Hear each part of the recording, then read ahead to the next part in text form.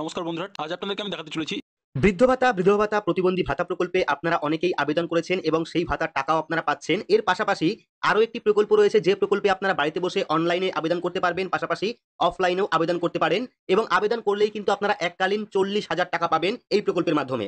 তাই ভিডিওটি শেষ পর্যন্ত অবশ্যই দেখবেন। ভিডিওটি ভালো লাগলে লাইক করবেন, চ্যানেলটিকে সাবস্ক্রাইব করে পাশে রাখা বেল আইকনটি প্রেস করে নোটিফিকেশন অল করে রাখবেন। সবার সুবিধার্থে ভিডিওটি শেয়ার করবেন। তো চলুন শুরু করি। এই প্রকল্পে অনলাইন আবেদন করবেন, তারা স্মার্টফোন থেকে গুগল প্লে স্টোর ওপেন করবেন। গুগল প্লে স্টোর ওপেন করে সেখানে গিয়ে সার্চ করবেন সম্বল লিখে, বা চাইলে আপনারা এনএসএপি লিখতে পারেন। এনএসএপি লিখে সার্চ করলে কিন্তু এই অ্যাপটি আপনারা পেয়ে যাবেন। এটা হলো কেন্দ্রীয় সরকারের অফিসিয়াল অ্যাপ। এনএসএপি মানে ন্যাশনাল সোশ্যাল অ্যাসিস্ট্যান্স প্রোগ্রাম, যে প্রকল্পের মাধ্যমে আপনারা বৃদ্ধ ভাতা, বিধবা ভাতা, প্রতিবন্ধী ভাতার টাকা পেয়ে থাকেন।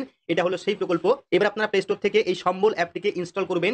ইনস্টল করার পর ওপেন করবেন। ওপেন করলেই কিন্তু সম্বল যে অ্যাপ বা এনএসএপি যে অ্যাপ, সেই অ্যাপটি আপনার সামনে ওপেন হয়ে যাবে। তো অ্যাপটি ওপেন হলে দেখতে পারবেন এখানে কিন্তু বিভিন্ন অপশন আপনারা পাবেন। প্রথমটা হলো এলিজিবিলিটি ক্রাইটেরিয়া, অর্থাৎ এই প্রকল্পে আবেদন করতে গেলে কোন কোন নিয়ম রয়েছে সেই নিয়ম আপনারা দেখতে পারবেন। পরবর্তী রয়েছে অ্যাপ্লাই, এখান থেকে আপনারা অনলাইন আবেদন করতে পারবেন।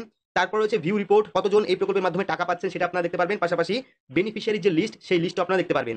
তো এই প্রকল্পে অনলাইন আবেদন করতে হলে অ্যাপ্লাই অপশনে ক্লিক করবেন। ক্লিক করলে কিন্তু পরবর্তী একটি পেজ আপনার সামনে চলে আসবে, যেখানে আপনাকে ফোন নাম্বার দিতে হবে। ফোন নাম্বার দেওয়ার পর সাবমিট অপশনে ক্লিক করতে হবে। তো ফোন নাম্বার দেওয়ার পর সাবমিট অপশনে ক্লিক করলে কিন্তু আপনি যে ফোন নাম্বারটি দিলেন সেই ফোন নাম্বারে একটি ওটিপি সেন্ড করবে। সেই ওটিপি এখানে বসিয়ে ভেরিফাই অপশনে ক্লিক করতে হবে। তো এখানে আমরা ওটিপি বসিয়েছি, বসানোর পর ভেরিফাই অপশনে ক্লিক করব। ক্লিক করলে সঙ্গে সঙ্গে কিন্তু ফর্মটা আমাদের সামনে চলে আসবে। এইবার ফর্ম ওপেন হওয়ার পর প্রথমে আপনারা পেয়ে যাবেন স্ক্যান আধারের অপশন, যেখানে আপনারা স্ক্যান আধার অপশনে ক্লিক করবেন। আপনার ক্যামেরা ওপেন হয়ে যাবে। সেখান থেকে আপনার, অর্থাৎ যিনি আবেদন করছেন, তার আধার কার্ডটিকে স্ক্যান করতে হবে। আধার কার্ডের কিউআর কোডটিকে স্ক্যান করতে হবে। তো কিউআর কোড স্ক্যান করলেই কিন্তু এখানে অ্যাজ পার আধার নেম চলে আসবে, আধার কার্ড নাম্বার চলে আসবে, আধার কার্ড ভেরিফাইড চলে আসবে, ডেট অফ বার্থ চলে আসবে, এজ অর্থাৎ বয়স চলে আসবে, পরবর্তী জেন্ডার আপনি মেল না ফিমেল সেটাও চলে আসবে, ফাদার বা হাজবেন্ড নেমও দেখতে পারবেন। স্টেট এখান থেকে সিলেক্ট করে নেবেন, ওয়েস্ট বেঙ্গল। ডিস্ট্রিক্ট সিলেক্ট করে নেবেন, আপনার যে জেলা সেই জেলা আপনি সিলেক্ট করবেন।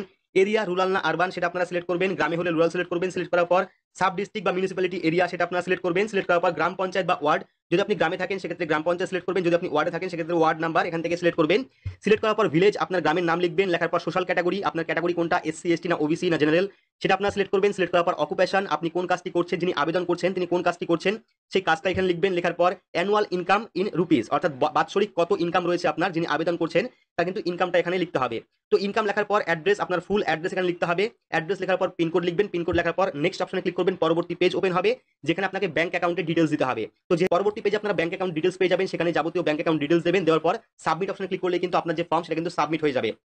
আজকে আমার ভিডিওটি ভালো লাগলে অবশ্যই লাইক করে দেবেন, আর চ্যানেলে নতুন হলে সাবস্ক্রাইব করে পাশে থাকা বেল আইকনে